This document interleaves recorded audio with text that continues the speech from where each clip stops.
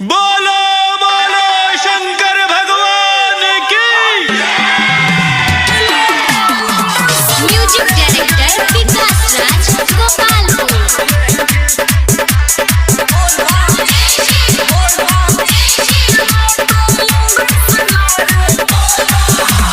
दूर हटाओ कैंडी बोला अब खाएंगे भांग का गोला लेके अपने बाबा जी का नाम। पहले ही सोमवारी के बाबा के दुआरी पे जाएंगे छोड़ के अपना काम धाम। दूर हटाओ कैंडी बोला अब खाएंगे भांग का गोला लेके अपने बाबा जी का नाम। पहले ही सोमवारी के बाबा के दुआरी पे जाएंगे छोड़ के अपना काम धाम।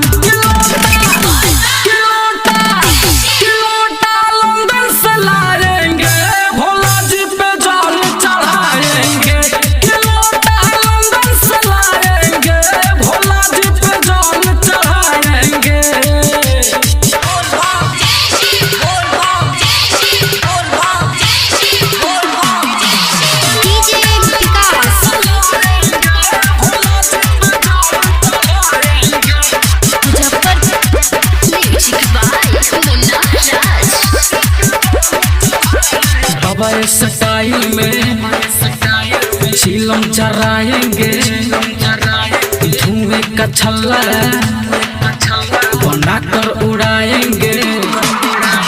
बाबा स्टाइल में चिलम चराएंगे, धुएं का छल्ला बनाकर उड़ाएंगे।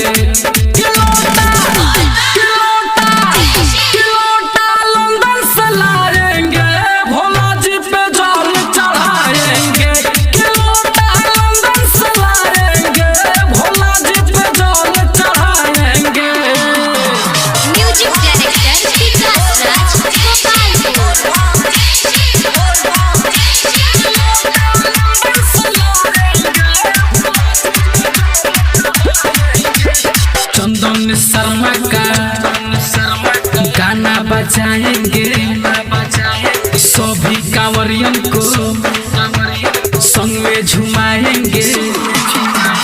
राजा स्टूडियो का गाना बजाएंगे, सभी कांवरियन को संग में झुमाएंगे।